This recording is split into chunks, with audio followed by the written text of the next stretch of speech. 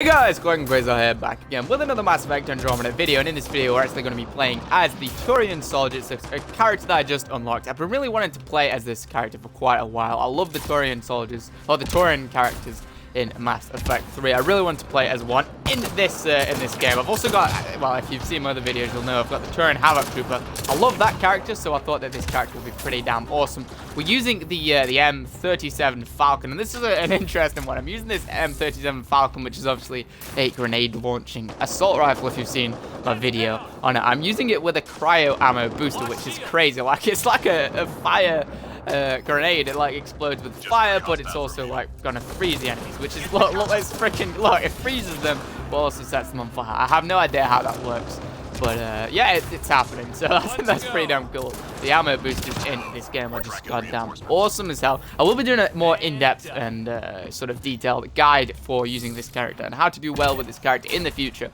But I thought this would be sort of a first impressions video. This is the first time I've played as this character. I've had a slight match just prior to it, just to check what the abilities are of this character, but I've never really properly played as this character. So this is the first impressions, initial review / initial guide of this character. Whereas I will make sort of you know, a more in-depth and more detailed version of this video in the future. So keep it posted here on my channel for that. Now, the abilities you have with this character are Fortification on the left bumper, or L1 if you are on PS4.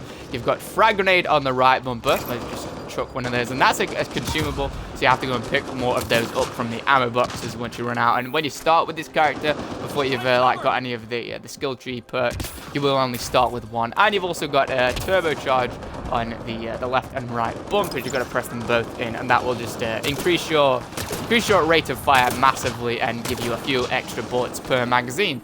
Or per magazine for the mag that you use the turbocharge ability with. So it's pretty cool, and I thought I'd rock with the Falcon, the grenade launcher that I've got right here, because I'm not a fan of really any of the assault rifles in this game. I hear that the Revenant's pretty damn good, and I think the PAW or the PAW, that's supposed to be quite good as well. I think that's like a Revenant assault rifle, but I haven't got either of those, so I don't really like any of the assault rifles that I've got currently, apart from this one, which isn't really an assault rifle, but it counts as an assault rifle. So I'm rocking with this. With this character, you probably, one thing I noticed in the slight little bit of a warm-up match I had with this character, one thing I noticed is you're probably going to want to use something with a little bit longer range. Now, this obviously is a grenade launcher, but it's got a pretty good range. Like, look at that. It's got a pretty good range, and the bullets don't explode, you know, straight away. Look, I can hit that pillar over there before the grenades explode, so it's okay. It works alright. It's got a pretty good range. Now, the reason you're gonna want a gun with decent range on this, and not like a shotgun or something, or you know, like a submachine gun, is because once you activate Fortification, which is like the one on left bumper, which gives you, by the way, for anyone that doesn't know, that gives you like more. It makes you more tough. Makes you able to, you know, take more damage. Once you activate that, you are slow as a freaking slugger. You go so slowly, and this is literally as fast as I can run. As you can see, that is really slow. Watch this. I'll deactivate it in a second. Watch how slowly I'm walking now, and then I'll deactivate it now. And like, look how fast. Look how much of a difference there is. There's a big difference. So you're going to want something. That's if you want to put Fortification to use. If you're not going to use Fortification at all, then you don't have to worry about that.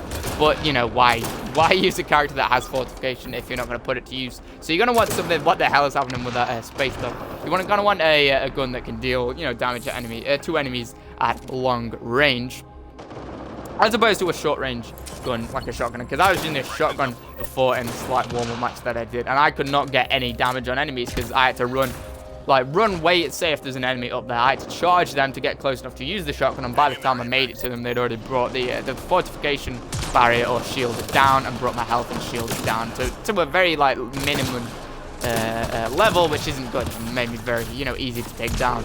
So definitely if you're going to use a shotgun, definitely, you know, combo it and combine it with something that can deal damage at long range, obviously.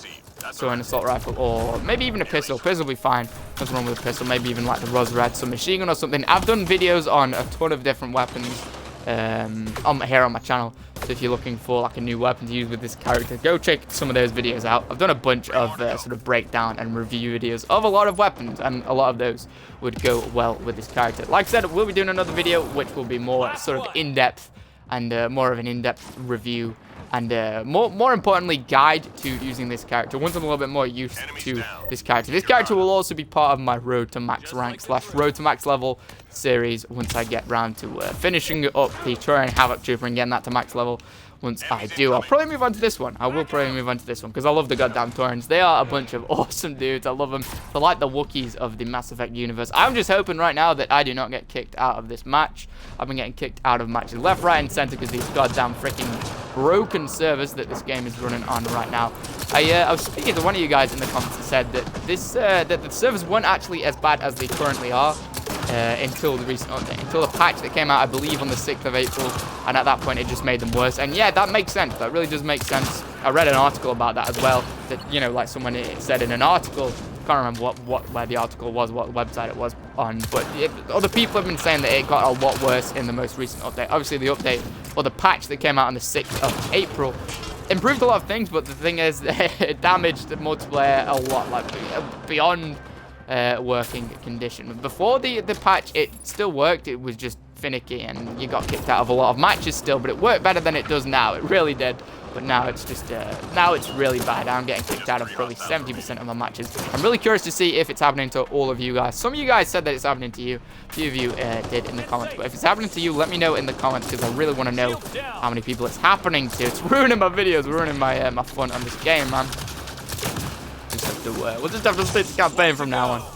Right, I'm loving this character so far, though. I sort of went off on a tangent. It's hard not to mention the lag and the server problems because they affect every one of my videos. So I'm sorry if I keep droning on about it. They just affect every one of my videos. Every time I try and do a video, every time I try and play a match, it affects me. It's really annoying.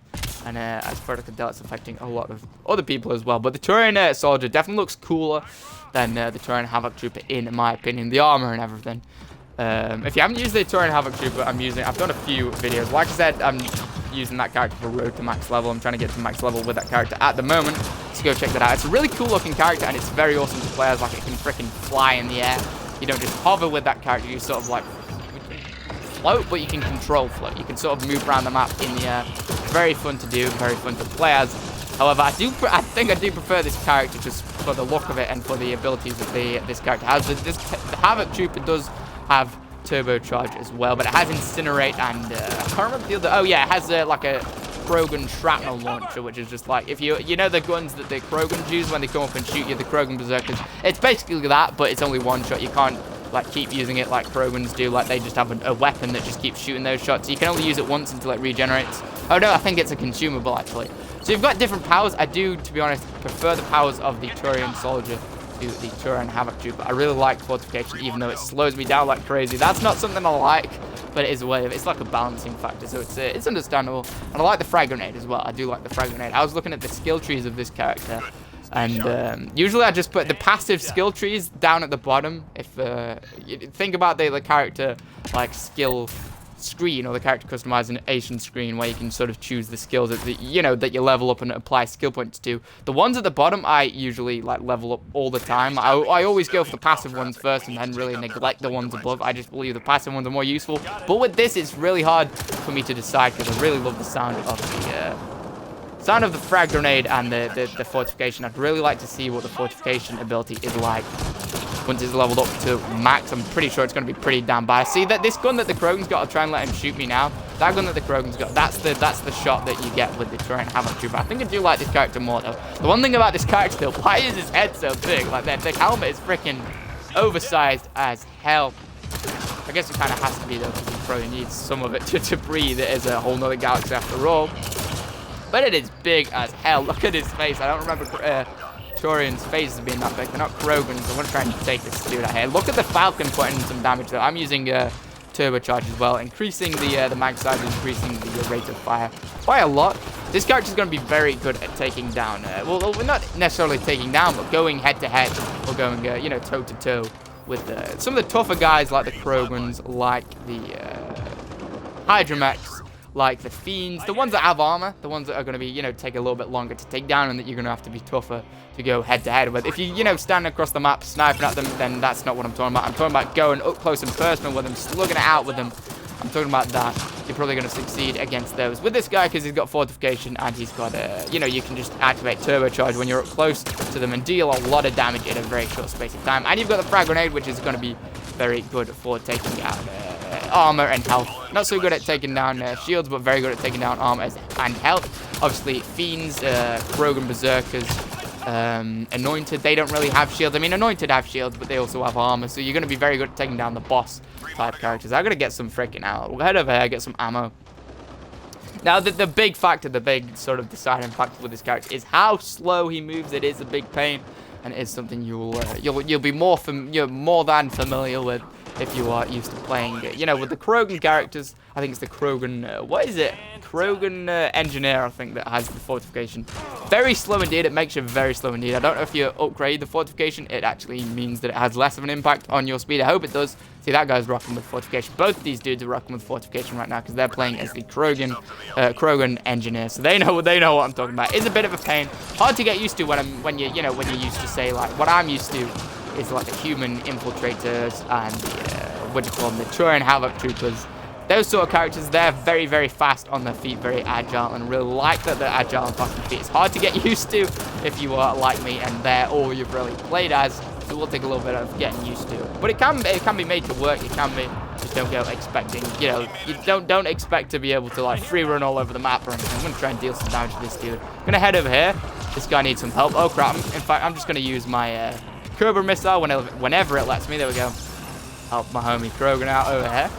That thing is dead as hell. We are playing on bronze right now because this character is only level 3. I didn't think he was capable of doing a freaking silver level match yet. Not quite yet, but I have a feeling that this character is probably one of those characters that will be able to approach a silver or even a gold level match at, you know, a less than recommended level. You know, generally the recommended level for silver is 10 and 18, level 18 for gold. I'd you know, wager that this guy could probably approach those freaking level difficulties and a little bit lower than that, and a little bit lower than level 18 for gold, a little bit lower than level 10 for silver. I'd probably say this guy could do like level 7, maybe approach like a silver if you're good enough with him, obviously, which I'm probably not. But I just have a feeling like that's just the sort of the gist of things with his powers and abilities. He seems like one of the tougher guys and one of the ones that can sort of sustain a little bit more damage thanks to the fortification ability. That's always nice, and that's always a good thing. I'm going to try and bounce my grenades. One thing I love about this thing, about the Falcon, you can bounce grenades around corners. Very good for when those freaking pesky enemies are bugged down around corners. I'll also give you a look at this guy's health and shield rating in a second. We'll head to the character customization screen in a second. I'll give you a look at his sort of stats, his baseline stats. So yeah, I'll go there now. I'll be back with you guys in a second. All right, so I'm on the character customization screen, or the skill screen here. I don't even know. Yeah, skill screen. That's what it's called. As you can see, this is the Turian soldier in personal, up close and personal. Somehow I got from level 3 to level 4 just from that match. God, these freaking characters are easy to level up when you first get them. Now I'll show you some of the skills that this guy has got. Well, we'll go down to it's got munitions training, which is always good because that's sort of not all the characters have munitions training. That's going to be very good for if you're sort of a weapons focused guy, which with this character you are going to be a weapons focused character.